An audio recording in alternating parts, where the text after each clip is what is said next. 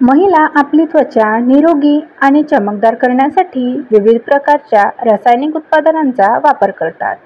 पण महागडी उत्पादने वापरल्यानंतरही काही वेळा चेहरा चमकदार दिसत नाही.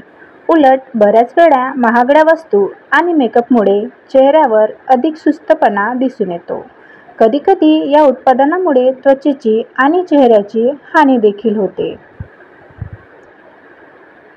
आपण देखील त्वचेचा तजेल परत आणण्यासाठी वेगवेगळे उपचार घेत असाल आणि त्याचा जर काहीच उपयोग होत नसेल, तर आम्ही आपल्याला दुधाच्या मलाईचा घरगुती उपचार सांगत आहोत, ज्याचा वापर करून आपल्या चेहऱ्यावर नैसर्गिक चमक आणू शकता. दुधाच्या मलाईमध्ये असे बरेच गुणधर्म आहेत की ज्यामुळे आपली निस्तेज त्वचा पुन्हा निरोगी आणि चमकदार दिसू शकते. चला तर चेहऱ्यावर गेलेले तेज परत आणण्यासाठी मलाई कसा वापरू हे जाणून घेऊ. दुधाच्या मलाईने स्क्रब करावा. निरोगी आणि चमकदार त्वचा मिळवण्यासाठी आपण प्रथम त्वचेला एक्सफोलिएट केलं पाहिजे. यासाठी तांदळाच्या पिठामध्ये थोडी दुधाची मलाई घाला.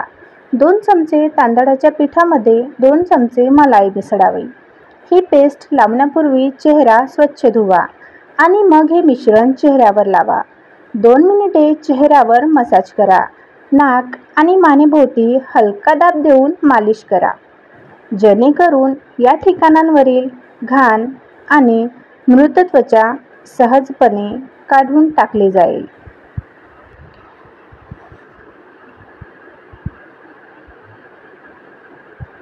मलाईने मसाज करा. आपण ताज्या मलाईने फेस क्रीम बनवू शकता.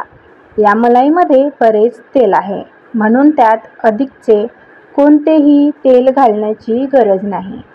त्यात 1 चिमूटभर हळद, 1 छोटा चमचा बेसन पीठ घालून मलाई फेटून घ्यावी.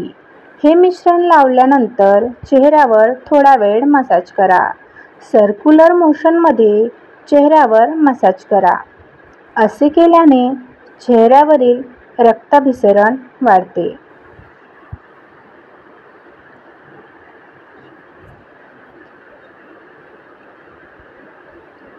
मलाईने फेस पॅक बनवा.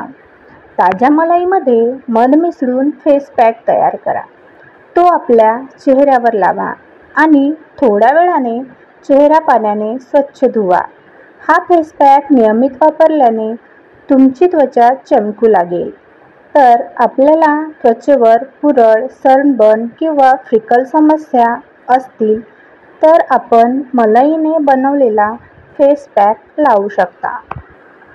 व्हिडिओ आवडल्यास व्हिडिओला लाईक करा आणि अशाच नवनवीन व्हिडिओसाठी चॅनलला सबस्क्राईब करायला विसरू नका.